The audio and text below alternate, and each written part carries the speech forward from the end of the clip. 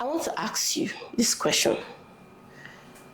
We've seen couples in Nigeria when they were here, they seemed inseparable. Their love seemed so strong, and then they relocate and start having issues. Next thing we hear, they want to divorce or they are divorced.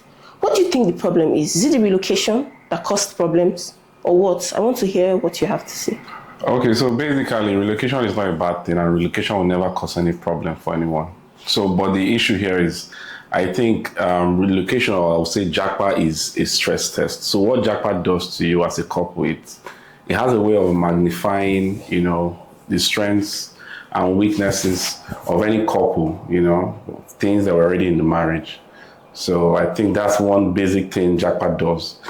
Then, secondly, there are also some things some couples will notice or will observe once they relocate, like the support system will disappear most times. Like in Nigeria, for instance, you have your families around you, you have your domestic house helps, you have friends, and all these people have a way of absorbing, pressure in marriage.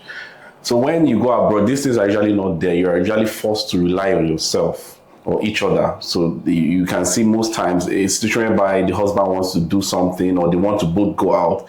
It's easy for you to leave your kids with your mom or sisters or friends, but abroad is not like that. So that alone is a lot of pressure. Okay, when you say it's a lot of pressure, so it puts pressure on both of them that they cannot go out, they have to stay with the kids. Yeah, because like there are bills to be paid, so both parties most times would love to work. So at some point, even that even brings me to my second reason, which are traditional roles. So most times you see a scenario where both parties or a party might earn more than the other, and at the end of the day, or another scenario where both of them move into a country and there's a shift in responsibility of the domestic role. Sometimes these couples don't anticipate this. For instance, a man might not be used to cleaning, he might not be used to changing diapers for the kids and all that. And all of a sudden, he sees himself in a situation whereby he has to do all those things. So I'm sorry to cut you short. So why does that cause, why should that cause an issue? You're not used to changing diapers, you're not used to cleaning. But now we are in a place where, okay, I can afford to bring, I'm actually, like you said, I'm earning more.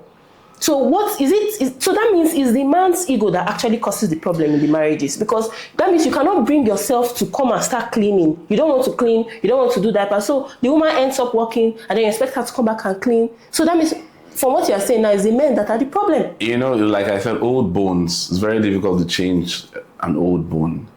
So most times, something a man has done almost 20 years of his life, or something he has learned not to do 20 years of his life, and all of a sudden is in an environment or a system that doesn't support that. It's going to be a struggle for the man. He might not say, but most men, especially in Nigeria, we're looking at a very traditional setting where the woman does almost 90% of the nurturing of the kids.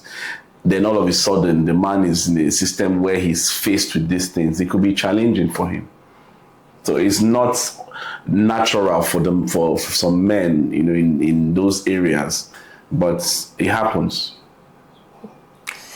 So aside that, there's also financial pressure or immigration, pressure as well. When you're in a new environment where there's a very degree of there's high uncertainty, you're looking for new jobs, loneliness, a lot of things. So all these things have a way of even straining healthy relationships. Okay, well, I get what you said though, but I just feel that, my own opinion, I just feel it's most of the problem that arises comes from the fact that the man is unwilling to change. He's not ready to shift. It's not really him not being ready. Most men shift, but like I said, it is a struggle for some men. And over time, with an accumulation of all these reasons, you could even imagine a woman that's been in a relationship, for instance, in Nigeria.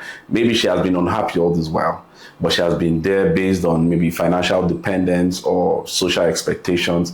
Now, such women, when they relocate to their partner, it's easier for them, to walk away freely, because now they are in a system where they can now earn and make some decisions for themselves. So So in those scenarios, divorce is not going to be so difficult for such women. Okay. So that means we can agree that the JAPA just shows what was already there. It doesn't really create cracks. It just exposes the the cracks that are already present in marriages.